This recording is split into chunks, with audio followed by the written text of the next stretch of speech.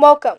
As we face a century defined by global crisis, from pandemics to climate change, one question stands out. Is our current way of learning built to last? Today we explore how education is evolving to answer that question. When we think of a crisis management, we usually think of the military or emergency services, but today the front line is the classroom. Whether that classroom is a brick building, a Zoom room, I chose this topic because we are witnessing a paradigm shift. We are moving from education as a static institution to education as a dynamic emergency response system. In the last 2 decades, we've seen that when society fractures due to COVID 19, climate disaster, or conflict, schools are the glue of holding it together. But how does that actually work on a policy level? Are we succeeding? COVID-19 pandemic in 2020, 1.6 billion learners were suddenly out of school. We were forced into a massive experiment where we saw 10 years of digital transformation compressed into just 10 months. But that crisis revealed a hard truth. Schools are social infrastructures. When the doors locked, millions didn't just lose a classroom, they lost their only reliable meal of the day and their primary mental health support. The response was a chaotic scramble to get everything online, but the lesson was clear. Technology is no longer an optional add on, it is the backbone of the entire system.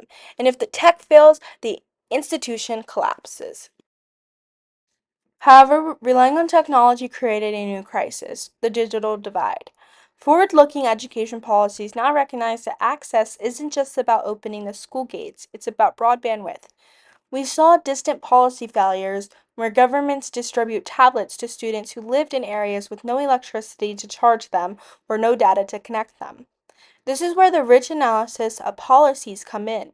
The most successful responses weren't necessarily the most high tech. They were the ones that matched the technology to the infrastructure reality of the students.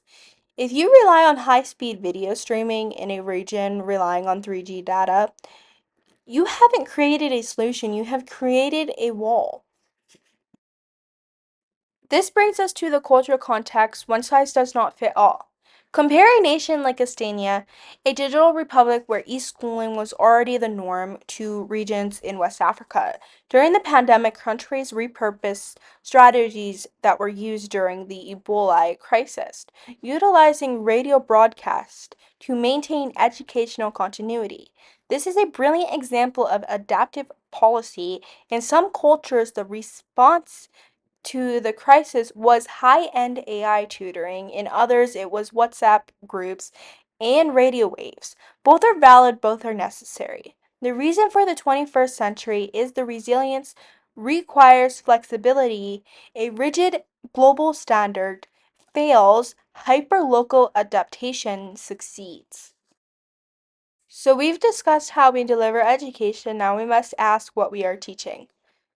The 21st century crisis isn't just logical, it's existential. Forward looking education systems are overhauling their curriculum to prepare students for a volatile world.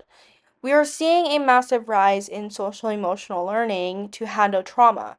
We are seeing climate literacy becoming mandatory in places like New Jersey and Italy, and perhaps most urgently, we are seeing media literacy to combat the crisis of disinformation. The goal has shifted.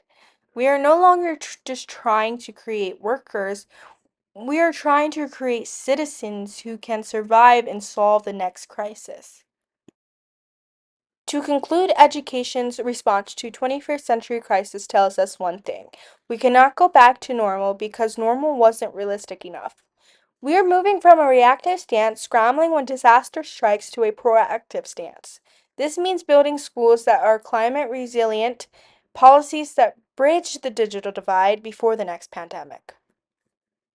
Global education is no longer a static background feature of society, it is the engine of our survival. By analyzing these policies and technologies, today we aren't just studying schools, we are studying the blueprint for our collective future.